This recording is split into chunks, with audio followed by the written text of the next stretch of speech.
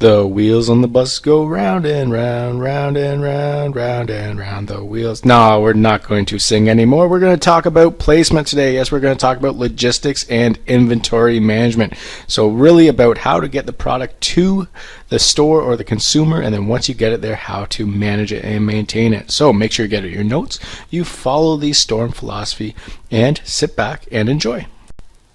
So what are you going to learn today? Well, we're going to take a look at placement again and refresh our knowledge of that. Then we're going to identify logistics, look at some transportation methods, and then identify inventory management and how to manage your inventory.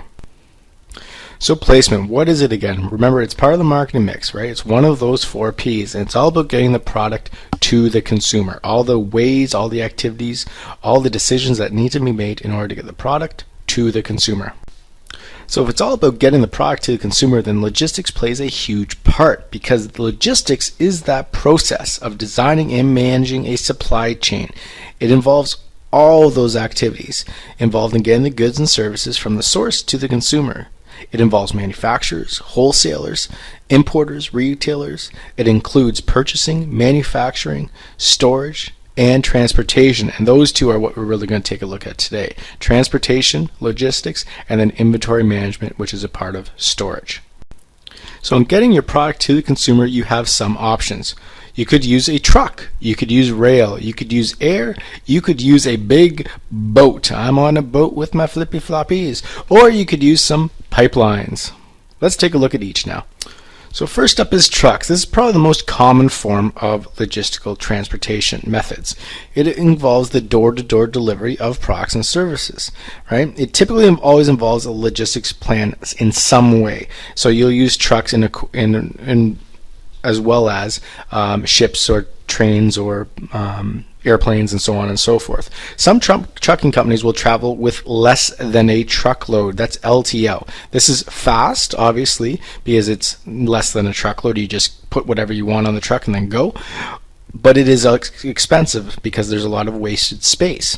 Others will consolidate their goods. They'll hold on to the goods at the warehouse for a specific destination until there are enough to make a full truckload, which is TL. This is cheaper because, again, economies of scale.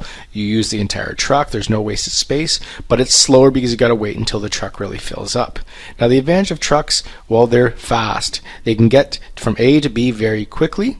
They can get right from A right to B in most cases, which is great, right to their door. However, some disadvantages: it can be slow, it can be less efficient, and it can be unreliable. I mean, you're dealing with roadways and transportation methods that involve, or transportation routes that involve, potential car accidents or climatic conditions that really slow down the travel time. I mean, think ice road truckers, right? They have to deal with ice on their roads. That could be pretty slow.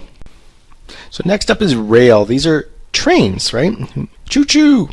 You can move large bulk quantities, and you can do this at one time. So this is great for long distance shipments of heavy, bulky, or hard to handle goods.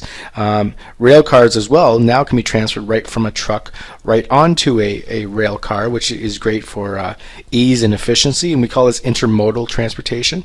The advantages, therefore, is it's a long distance carrier. It gets you right across the country from Halifax all the way out to Vancouver without having to offload and onload and do all those things. It's also cheap.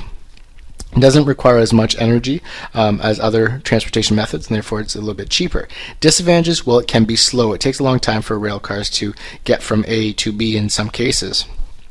Also, you're dealing with limited range. You can't get a train to drop off your package from Amazon right to your door, so don't even try that. And the other one is that transfers are needed, right? You need to go from the rail car to the truck, and maybe from the rail car to the ship, or rail to the airplane. So it requires some transfers at times, which really slows it down and adds some costs as well. Next up is air and airplanes. These deliver typically precious, sensitive, immediate, security-related issued products, but they can deliver it within hours, so it can be very, very fast, which is definitely one of the advantages. It's Great for those perishable and extremely important goods because, again, you can have security personnel right with it. It can be fast, and therefore your perishable goods don't go bad or stale, so that's really great. However, these goods definitely need to be light. There's a weight restrictions involved with airlines and air freight. And another disadvantage is it's very expensive as well because airplanes use a lot of fuel. Not just for pirates. Next up is ships. Yes, ships can carry huge amounts of goods that can be transported across oceans from different continents, and typically it's used by importers and exporters, and they typically use this through containerization. So those large containers that you often see on the roads on trucks or on rail cars, well, those have come from ships, and it makes it very easy to offload and onload large quantities of goods because all you do is take that whole container and with a crane put it right onto a ship.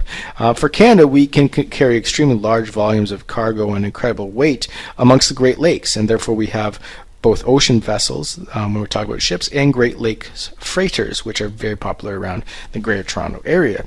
It is a very slow method of transportation, and therefore it's a major disadvantage to using ships as a method of transportation, but it is also very cheap, much cheaper than planes, and therefore you can increase the use of those because you can decrease the costs of them. So consider ships when you need to decrease those costs. The only problem is as well that you definitely need another carrier to connect with your ship, and so trains and trucks are often part of your process in transporting goods by ship. Last up is pipelines. These are what we use for liquid or gaseous goods. They can transport a huge amount of volume of these substances in a pretty short amount of time. However, they're rarely considered as a shipping method because they really are limited to just those types of goods. You can't really transport hamburgers via a pipeline. The other part with this is you have to deal with all the regulatory bodies, bureaucracy, and levels of government, and often public outcry when you run a pipeline right through their backyards, right? So that's part of the problem of using pipelines. However, the advantage is definitely low maintenance and they're dependable. Once you lay down the pipe across the land and connect point A to point B, you really don't have to do much else unless it's, bursts or some other disaster happens. You don't really have to maintain it, but it is also very costly to do that, and therefore it's a limited use in terms of transportation methods. What's that, you ask? What method do you use? Well, it really comes down to 5 questions. What is being shipped? What are the type of goods? Some goods cost more to ship. Live plants, for instance, live animals, therefore it costs a little bit more, so you have to factor that into your considerations. Right? What is the weight or the volume of the shipment? Heavy, bulky packages cost more. Large shipments can cost less per unit, and therefore you can consider different types of methods for that. Maybe a ship. The speed of delivery required, right? Perishable goods will go bad, so you have to get it there quickly. Or maybe you have time, and therefore you can use much slower methods of transportation. What's the cost of the carrier? Right? You have to factor that cost into your selling price, and therefore if you increase your selling price too much, you might have to consider different methods of transportation. And lastly, the destination. The further the product travels, the more it costs, and therefore it factors into the price of your product. So you got the goods to your stores. Now what? Well, now you got to control the goods. This is inventory management. You have to deal with overstocks, out of stocks, shrinkages, and turnovers. Overstocks, right? You have the product there, but now it's expensive to finance the stock and keep it there. It's got to be stored, and those finance charges reduce your profit. The other part to this is that your products might have an expiry date, and therefore you need to manage that. Out of stocks. What happens if you run out of the stock? Well, consumers lose confidence in you and trust, and therefore they might go somewhere else, right? It costs much more to expedite your shipment as well to get it to your stores if you run out. So many manufacturers will have just-in-time delivery processes to make sure that their stocks arrive just in time. Shrinkages has to do with the losses of your inventory, breakages, damages, or theft, and businesses really need to try and prevent this from happening and keep a record of it so you can really make some changes if necessary down the road. Lastly, turnover. So how often does your stock sell, and how often do you need to increase your purchases of those stocks? And so you need to manage turnover as well. Well, that brings us to our end of the video. So what types of transportation methods will you use for your product? Why are you going to choose those? Consider those considerations. What are you going to choose? What are the weight, the volume, the destination? All those considerations need to be made. And next, how will you manage your inventory? What do you have to really think about with your product?